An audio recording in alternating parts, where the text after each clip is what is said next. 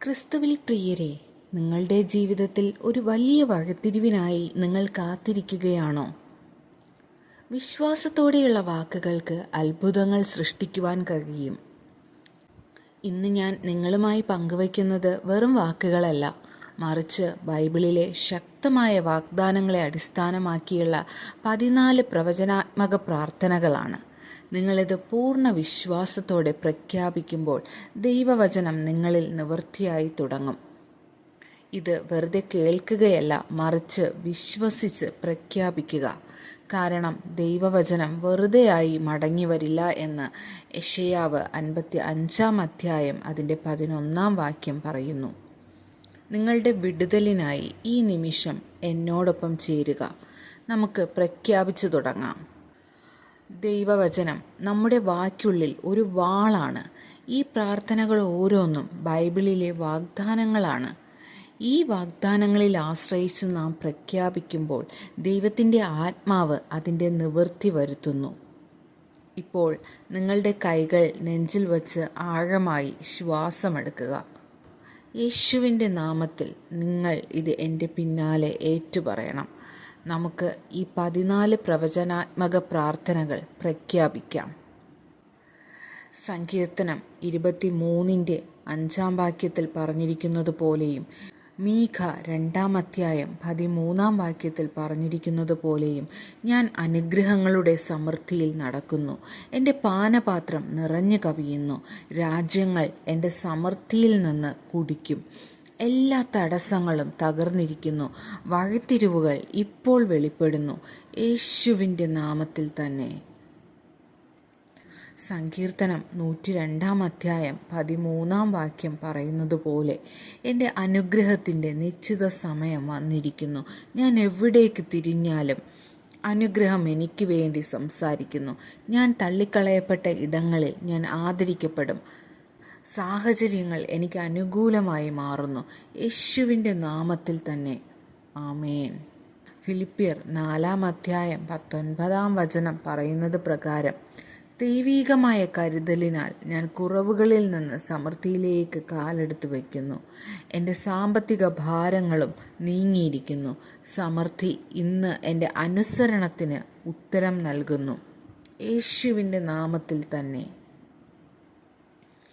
യെശയ്യാവ് 53-ാം അധ്യായം 5-ാം വാക്യം പറയുന്നത് പോലെ ക്രിസ്തുവിൻ്റെ സൗഖ്യമാക്കുന്ന ശക്തി ഇപ്പോൾ എൻ്റെ ശരീരത്തിലൂടെ ഒഴുകുന്നു. എല്ലാ രോഗങ്ങളും യേശുവിൻ്റെ നാമത്തിന് കീഴടങ്ങുന്നു. ഞാൻ പൂർണ്ണമായി സൗഖ്യം പ്രഖ്യാപിക്കുന്നു. ഞാൻ പൂർണ്ണനാണ്.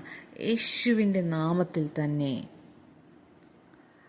യെശയ്യാവ് 64-ാം അധ്യായം 1-ാം വചനം പറയുന്നത് പോലെയും യെശയ്യാവ് 26-ാം അധ്യായം 3-ാം വചനം പറയുന്നത് പോലെയും പിതാവേ, എൻ്റെ ജീവിതത്തിന്മേലുള്ള സ്വർഗം ഇപ്പോൾ തുറക്കട്ടെ. ദൈവിക സമാഗങ്ങൾ എൻ്റെ മേൽ ഒഴുകട്ടെ. കൊടുങ്കാറ്റുകൾ നിശബ്ദമാക്കപ്പെടുന്നു. ദൈവിക ശാന്തത എന്നെ വലയം ചെയ്യുന്നു.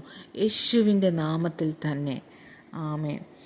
സങ്കീർത്തനം 32-ാം അധ്യായം അതിൻ്റെ 8-ാം വാക്യം പറയുന്നത് പോലെയും യാക്കോബ് 1-ാം അധ്യായം അതിൻ്റെ 5-ാം വാക്യം പറയുന്നത് പോലെയും കർത്താവ് ഇന്ന് എൻ്റെ വഴികൾ ക്രമീകരിക്കുന്നു.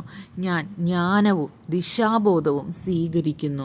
ആശയക്കുഴപ്പം തകർന്നിരിക്കുന്നു. ഞാൻ വിവേകപൂർണമായ തീരുമാനങ്ങൾ എടുക്കുന്നു. യേശുവിൻ്റെ നാമത്തിൽ തന്നെ. ആമേൻ. വെളിപ്പാട് 3-ാം അധ്യായം അതിൻ്റെ 8-ാം വാക്യം പറയുന്നത് പോലെയും സങ്കീർത്തനം 84-ാം അധ്യായം 11-ാം വാക്യം പറയുന്നത് പോലെയും എനിക്ക് അവകാശപ്പെട്ട അവസരങ്ങളിലൂടെ എല്ലാ വാതിലുകളും ഇപ്പോൾ തുറക്കുന്നു. ദൈവം തുറന്നത് അടയ്ക്കുവാൻ ആർക്കും കഴിയില്ല. ലക്ഷ്യസഹായികൾ തീയാൽ എന്നെ കണ്ടെത്തുന്നു.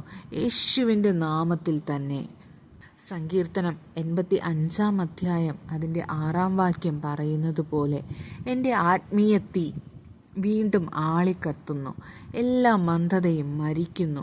ഞാൻ പുതിയ തീഷ്ണതയോടെ കത്തുന്നു. ഞാൻ തീയുടെയും മഹത്വത്തിൻ്റെയും പാത്രമാണ്. യേശുവിൻ്റെ നാമത്തിൽ തന്നെ. യോവേൽ 2-ാം അധ്യായം അതിൻ്റെ 25-ാം വാക്യം പറയുന്നത് പോലെ എനിക്ക് നഷ്ടപ്പെട്ടതെല്ലാം 7 മടങ്ങായി പുനഃസ്ഥാപിക്കപ്പെടുന്നു. കർത്താവ് എൻ്റെ കഥ ഇരട്ടി ബഹുമാനത്തോടെ തിരുത്തി എഴുതുന്നു.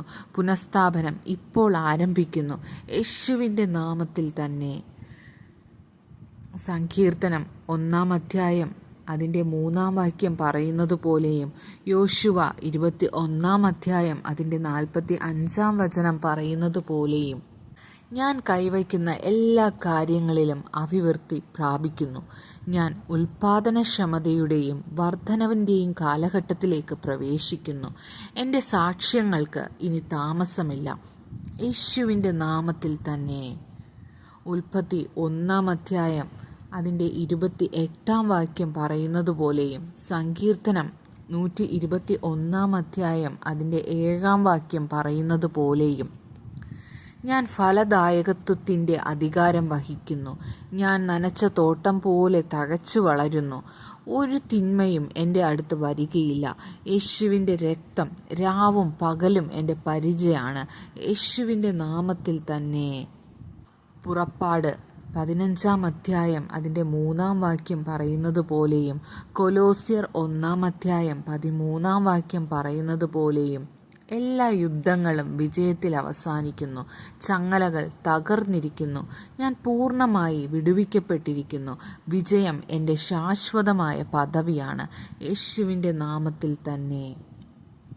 1 രാജാക്കന്മാർ 18-ാം അധ്യായം 46-ാം വാക്യം പറയുന്നത് പോലെ ഞാൻ കാലതാമസങ്ങളെ മറികടക്കുകയും നഷ്ടപ്പെട്ട സമയങ്ങളെ തിരികെ പിടിക്കുകയും ചെയ്യുന്നു. ഞാൻ ദൈവീക വേഗതയിൽ എൻ്റെ വഴിത്തിരിവിൻ്റെ കാലഘട്ടത്തിലേക്ക് നീങ്ങുന്നു. സാക്ഷ്യങ്ങൾ വേഗത്തിൽ സംഭവിക്കും, യേശുവിൻ്റെ നാമത്തിൽ തന്നെ. 1 കൊരിന്ത്യർ 15-ാം അധ്യായം 57-ാം വാക്യം പറയുന്നത് പോലെ പിതാവേ, തീയാൽ ഉത്തരം നൽകുന്നതിന് ഞാൻ നന്ദി പറയുന്നു. എൻ്റെ കാലതാമസത്തിൻ്റെ കാലഘട്ടം കഴിഞ്ഞു. എൻ്റെ കഥ മഹത്വത്തിനായി മാറി. എൻ്റെ സ്തോത്രം എൻ്റെ സാക്ഷ്യത്തിൻ്റെ മുദ്രയായി മാറുന്നു, യേശുവിൻ്റെ നാമത്തിൽ തന്നെ. ആമേൻ. പ്രിയപ്പെട്ടവരെ, നിങ്ങൾ ഈ വാക്കുകൾ ഹൃദയത്തിൽ വിശ്വസിച്ച് പ്രഖ്യാപിച്ചിരിക്കുന്നു. അതുകൊണ്ട് ഇന്നു മുതൽ നിങ്ങളുടെ ജീവിതത്തിൽ അത്ഭുതങ്ങൾ സംഭവിക്കാൻ തുടങ്ങിയിരിക്കുന്നു. തീർച്ചയായും ഇത് നിങ്ങൾക്ക് ഒരു വലിയ അനുഗ്രഹമായി തീരും. കർത്താവ് ഏവരെയും സമൃദ്ധിയായി അനുഗ്രഹിക്കട്ടെ.